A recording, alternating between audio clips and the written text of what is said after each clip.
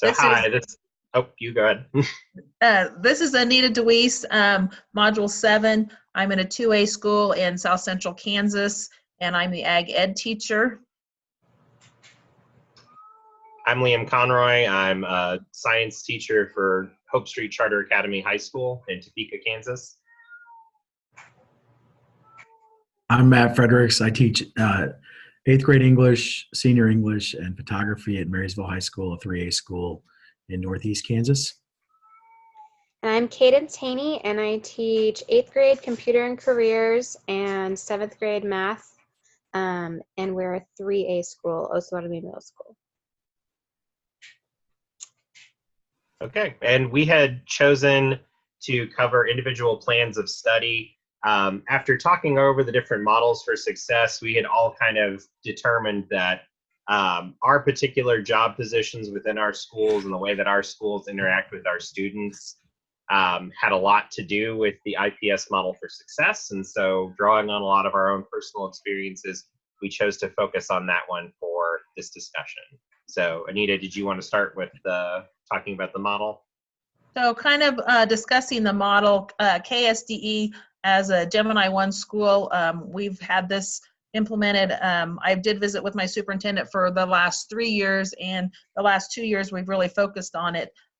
So kind of the belief statement according to KSDE is kind of a career focus and a unique success plan for each student. So that is the IPS, individual plans of study. Those plans are individualized according to the student's needs and what they will be doing after high school. So an IPS is necessary because of the workforce and increasing requirements of higher education. We've seen this, some of the things that we've done in our school is just have some internships that the students actually go and do for an extended, a couple hours during the day. Kind of gives them the opportunity to go out and see what's out there in our local community. So just our labor force in our community has been one of our big driving forces for our IPSs in our school.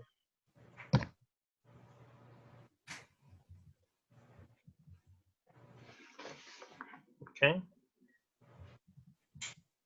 And then as we go on to how's the model being implemented in our school, with ag education, we have SAEs or supervised agricultural experiences. So each one of my students actually has this. They do work on careers, they do cover letters, they do resumes. They have a partnership with a business that they will actually go and either ask the employees questions, spend some time job shadowing. Like I said, also, we've been working on some Zello. We have our career and academic planning sessions, but probably the biggest thing is those students being allowed to go and actually during the school day spend 2 or 3 hours a day working at our local businesses. So, the other thing we have is the students as 8th graders kind of have a plan as to what classes they're going to be taking throughout the rest of their career in high school to go along with their careers after high school. Hey, Anita, on those workplace visits, how often do they do that? We have students that actually go every day. Okay. So the way our schedule is built in, we have some flex time. There's a couple students that spend about 2 to 3 hours every day, and then there's some that do maybe only 1 to 2 hours a week, depending on what their schedules are. Thank you. All right, so number 3, the selected concepts regarding the model. So IPS can be implemented in a lot of different ways, but KSDE identifies some foundational elements. So here are some things that are foundational for an IPS in any district, and also we talked about these as a group also and how these were kind of working in our own school buildings. So having an authentic career interest survey is first. So like what Anita just mentioned about having it matching up with students' direct needs, also their direct interests. So what types of careers interest them most. Secondly, developing a roadmap based on student interest and talents to be developed. So that's why this kind of follows them throughout their educational career. That way they can tweak and adjust based on how their interests change or how their talents develop, and they can create that pathway to hopefully lead them to being successful in some post-secondary education. The third part of this is tracking graduation requirements. And Liam, if you want to jump in at any point, please do. But he talked about yesterday, he talked about how Zello is used in their building and how the credits are recorded in there and students can use those, and how transferring students in, it gives them a visual so they can see if the credits are slightly different from where they're transferring from. Anything else? I will go ahead and jump in on that just to talk about. I do know that it can be difficult sometimes for students transferring from one school to another. That's kind of the issue that we ran into as a charter academy that deals with students that suddenly their curriculum has kind of changed over as far as the requirements from one school to another. But it does still track what credits they have obtained before, and just being able to kind of look at the general layout. And along with the tech component of Zello, we have utilized, and I'm sure many other schools within the district utilize, a lot of one-on-one meetings between counselors and students in order to make sure that the student is on the correct graduation path. But certainly the tech component helps, especially the larger the school is, the more that the tech is a helpful support for that. Sorry, Cadence, I was just clarifying on that point. That's fantastic. I'm sorry, I have another question for anybody that wants to answer it, but when we look at that first point there, authentic career interest survey, I don't know what your experience has been, but I know last year when my 8th graders filled it out, I had at least 2 that said they want to be pro athletes, which is fine at 8th grade. They'll hit reality as they go along, but kids know how to pick the answers they want, and sometimes they just go through as fast as they can. And so I'm curious, your reactions, or what you've seen that helps kids get to actual real answers that mean something in their lives, as opposed to, I got this thing done that you said I had to do during this period of time. Well, part of building in that interest survey, even if students do say, hey, I want to be a professional athlete, it starts a conversation, because then they are looking at, okay, well, what types of things do professional athletes do? Practice every day? When was the last time you touched a basketball? Mm-hmm. And so sometimes that reality check can kind of naturally come in through conversation that's sparked by those interest surveys. I think along with that, it's just a nice tool to help them kind of see how maybe when they look back at 8th grade, when they did want to be a professional athlete and now they want to be, maybe an accountant or something, how they can see how their personal growth as well. Anything else? I will also add, with the Zello, there's more than just the careers in there. There's their personalities, there's colleges. So it kind of builds a full big picture for them to see lots of different resources that are out there for them. I've not worked with the 8th graders, but I would kind of, echo, they want to be whatever their friends are going to be. And, Right. and like Cadence said, when they kind of go back and look at it, it was like, well, that wasn't even realistic, maybe 2 years down the road. Mm-hmm. Absolutely. All right, going on to that 4th point, it says that you can include the approved coursework to support their educational goals or their career goals. So I've kind of nicknamed this brag work. So if students have a particular piece that they are proud of, or something that I particularly want to brag on them, those are fantastic communication pieces to the family, because you can show them, look, this is what they want to do. This is a demonstration of what they've done in class. This is amazing, and you can kind of start that conversation also with that person is wanting to be an editor, or if they're wanting to be a photographer or something like that. And then lastly, developing appropriate work-based learning experiences, which ties into what Anita mentioned with their career experiences through ag that she talked about.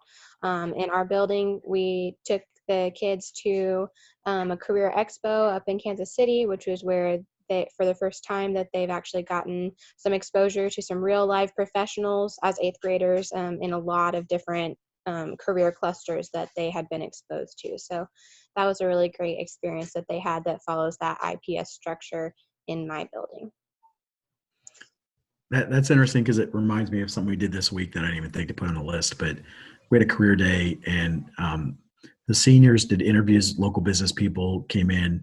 We didn't have 1-to-1, but 4 or 5 people per group, and broken up basically off of the careers that they said they were interested in. They had to do a resume and cover letter in English and government, and then they sat through an interview. They were supposed to dress up for it. Juniors went to a career day in Centralia or Frankfurt. Sophomores went to 2 local businesses. I was with them. Armory, so they saw the National Guard, and they saw a big manufacturer we have locally, Lando Corporation. Freshmen went to Lando Corporation and Valley Vet, which is a big catalog supplier, and the 7th and 8th graders went to a local call center at Blue Valley Telecommunications and Tension Envelope, which is another factory locally. So they're rotating those kids through that every year. So we've got in mass, they're all going, and then they're trying to do some specific stuff on top of that. Awesome. And I think it's my turn now too, right? Besides my little slides there. Number 5, how do we understand the practical applications of the model? And and still got number 4. what? Oh, you're not done? Sorry. Keep going, Cadence. Sorry, I've got one more. All right, so Right. the theory behind the model, which we have discussed a little bit of this, but according to KSD website, they have 3 reasons for implementing IPS. So first is that it's considered a best practice now in the workplace. It also supports career awareness and guidance. And then finally, it creates a cost-effective support for both students and educators within those individual studies. So the goal is that students are part of a culture where students are creating their career path and planning how to best prepare that genuinely interests them. So that gap between students who enroll in a post-secondary institution and earn credit in that first year of enrollment will eventually diminish. So it's all tied into their career awareness, but also reaching past high school and getting them into those post-secondary institutions and creating success. All right, that is it. Thank you, Matt. You can go ahead. I will just kind of add in there. We've kind of seen, the students actually, the ownership, they're taking ownership in it. Now students are asking, can I go shadow or intern at this business? Because now they kind of have a spark or an interest because maybe one of their friends was at that business and they had, found out that this could be a really cool place. So that student ownership has been a huge component for us. That's great. Mhm. I think if you look at how I wrote this, I may sound a little more negative than I actually am, but how do you understand the practical applications of the model? We're talking about a lot of those practical applications between what Anita said and Cadence's career fair. I noticed at our school anyway, I'm going to talk a little more specifically to Marysville, but while we do have IPSs, I guess, set up through those computer programs, the ones that are talked through by a large group of teachers and parents and professionals are the people that already have an IEP. So I think it would be ideal for students to have an IPS where it's not just them talking to Zello and to one teacher or 2 teachers, but to have that same kind of team around them, like we have for the kids that are in an IEP, so they can get a lot of different input. But right now, the reality is that it's kind of them and Zello, and then talking to their parents, and that's how a lot of people operate. But I'd love to see more people have a advice or at least listen to the kids talking about those things. And I think that when we talk about shifting this responsibility and ownership to students, it isn't always seamless, partly because, I don't know, again, back to my earlier point, kids will be like, okay, I got that thing done that you asked me to do, right? And we can ask them a lot of different questions, a lot of different ways. And some days they're just like, okay, I got it done. Can I go do my other thing now that I want to do, that I'd rather do, right?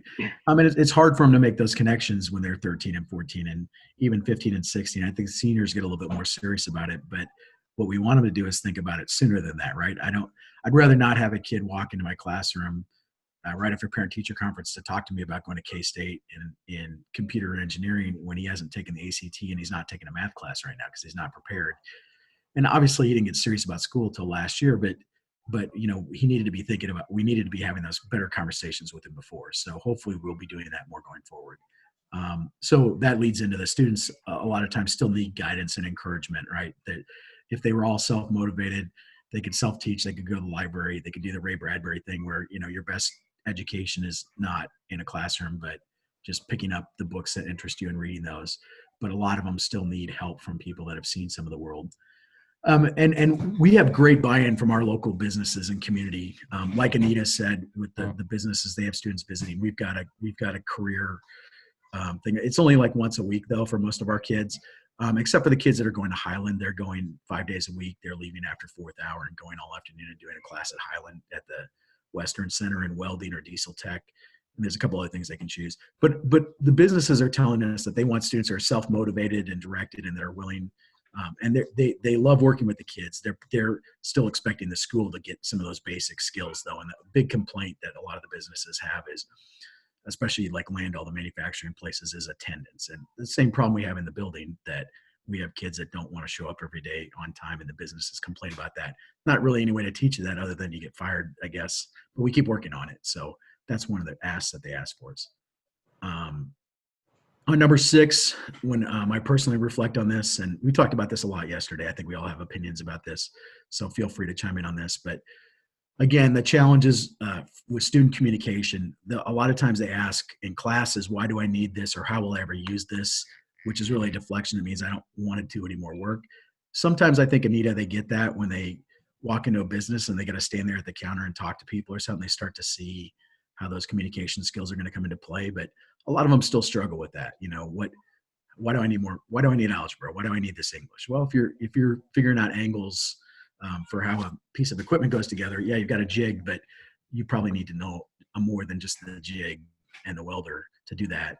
And so they are making clearer connections between the future plans because of these plans that they're with their future plans because of their IPSs. But it's still a struggle some days, I think, to communicate that one-to-one thing. And it's not always a one-to-one thing. Sometimes they're just skills that we're sharing with you and that will come into play, but it's hard to explain, until you've been through it all, what it's going to be.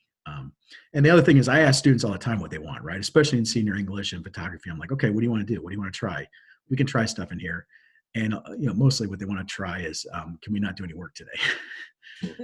And so I just bring practical stuff to them, and then they complain. I'm like, well, okay, this was practical. This is the kind of thing you're like, Elise, this is the kind of thing you're going to be doing for the rest of your life. So I don't know how to get any more practical than that for you. And then some of them really are motivated. Some of them really know what they want. Some of them are really driven. And so they go out and find those experiences. I had a student last week I talked to who last year came in and did an essay contest on her own. She was to be a lawyer, and she's working really, really hard to overcome, be the first generation student from her family to go to college. And as an 8th grader and a freshman, she's well on that path, and she'll score well on the ACT and really, really motivated. And she knows all the things she needs to do, and she's trying all those things. So that's the flip side too. I think that kind of wraps up. I will say when Leanne starts talking about Zello, the one note I'd add about that is that they said at Marysville that we saw a uptick in parent-teacher conference attendance after we went to that program, specifically having students rank the kinds of jobs that they'd be interested in stuff, because parents were really excited to have that kind of conversation. So that's a definite positive of that. I think we can talk about some of the, bugs or whatever of the software too, but that really helped us in terms of parent-teacher conferences last year. Yeah, and I will say, even for the bugs that we've been experiencing personally with these systems between Zello or Career Cruising, even for, that downfall, it's still a lot more involved now than paper systems were prior to it. So we used to do these types of IPS activities on paper. The students would complete them. They'd get put into a drawer somewhere, and they'd never see the light of day again. But I think that these types of programs help students to stay connected with them. They're checking on them periodically in order to be able to determine, am I still on my path? Is this still something that's based within my interest? So as far as applying the strategies as a teacher and students who are using them, like I was just saying, computer-based programs are more the norm now. I think across the board now, we're all kind of working with Zello, and I assume that's the most popular one currently. Cadence had pointed out that there's just a wealth of information students are pointing to on the program, and I know you touched on that a little bit earlier, and that it's well organized, that it kind of helps students with keeping a reference for what they're looking at in terms of not only degree completion, but how that's going to lead into either post-secondary education or job experiences that they're either getting prior to or just out of high school. I know that in my high school in particular, we have a lot of students that are working in programs for like welding, for example, through Washburn Tech. So having things with a more direct career pathway has kind of helped some kids to keep focus on a particular area. Whenever it's possible, it's optimal to utilize guest speakers or field trips to connect students to these jobs. And I was really impressed with a lot of the examples that we had between the four of us. I know Anita had a ton of experiences that she had talked about in terms of connecting her kids in terms of agricultural industries and their coursework, and talking about just some of the different activities that were involved with that. I mean, from different aspects. I know I talked about it a little bit later in terms of parents attending events that are related to this, but doing things like dairy cow blood collection for colostrum studies and doing hydroponics. And I talked a little bit about doing wind turbine competitions with my environmental science students. Matthew had talked about having connections with photography classes and their local paper. I know that I've also tried to manage field trips with my horticulture classes to kind of sit in on local horticulturists, especially those through Shawnee County Parks and Rec, so our local Parks and Rec, to try and get a connection for, what's the nature of these jobs. There are certainly assignments that people can do that expose people more to these jobs when we're talking about, especially in elective courses that are very directly linked to job fields like horticulture, for example, or probably like a lot of the ag classes or photography. I think it's easy to introduce projects in class that kind of expose students to the variety of things that a career in that particular field can give you. As far as talking about how you work with students or families who are part of the student success model, I have personally found that families are hard to rope in. I mean, I find it encouraging what Matthew has said about the uptick that he's gotten with family involvement with Zello because of parents being really interested in the careers that students are selecting. Obviously, it can be most easily accommodated during parent-teacher conferences, assuming that they're coming in for those particular meetings, or just meetings with the counselor if there's opportunities for that. I know that we do senior meetings where we encourage parents and students to come together. And that's, even though it's kind of the final stages of this IPS career planning, it's still an important part, the pathway to graduation. So they can help increase parent buy-in. Parents are also allowed to attend some of these competitive events or just something that kind of exposes them to the skills that students are utilizing. So like science fairs, competitions, anything like that that allows for students to take a little sense of pride in terms of the work they're doing, and by extension for the parents to do so as well. I didn't know if anybody had anything to add on that or anything that they wanted to add in terms of their personal exposure to the IPS model, kind of how it's been affecting their particular job within their school. Liam, is horticulture and your science program there, is it a CTE program? I'm not sure if I'm familiar fully with what a CTE program involves. Yeah, CTE, well, it encompasses ag and it encompasses most of the technology classes, but some of the science programs are in that as well, because they have practical tie-ins to like medical health fields. And the big interest there is that CTE can help you get extra funding through Carl Perkins and other grants. But the reason I asked is because Anita probably knows this, but not just ag, but a lot of the CTE programs have this professional focus where they want kids to get these professional experiences. So it's kind of built into the expectations of the program, I guess I would say. And so I didn't know. You would probably know if you were CTE because they'd be talking about it because it's extra funding. Right. I was about to say probably not, simply because there aren't very many schools even in the district that utilize the horticulture class. It doesn't really have a set curriculum. It's kind of free form in that regard. But I've looked at it more in terms of career application because, there are a few different facets for that particular field. And I think ag is a big one of them. And I know Anita would know that better than any of us. But I think it is one of those things that, even though I work with kids from a less rural area that have less exposure to agricultural science, I think any level of them getting exposure to it and just realizing some of the different pathways, that horticulture could potentially take, for example, it just opens up their ideas about career paths, even if it is just a job with the parks department, even if it's just something that they're looking at a temporary goal, or just looking at how people function in that regard as being a county worker, even, if you're just talking about the management system. I will kind of add on to what Matt said about our parent-teacher conference, and we just talked about this at our staff meeting last week. So our numbers go back to 2016, 2017 year. We had 54% of parents in attendance, and this would be 8 through 12. Then we had in 2017, 2018, we had 48%. In 2018, 2019, we had 55%. And this last one that we had just about 2 weeks ago, we had 82% of parents in attendance. And so kind of what had changed is up until this year, the fall conferences had all been teacher-led.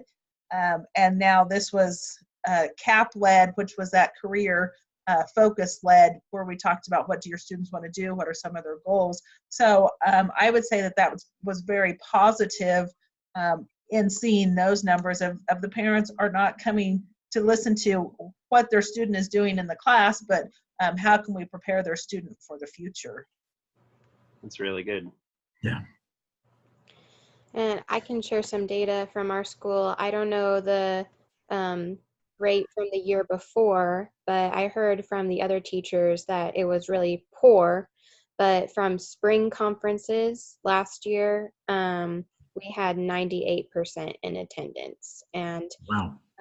yeah, it was crazy.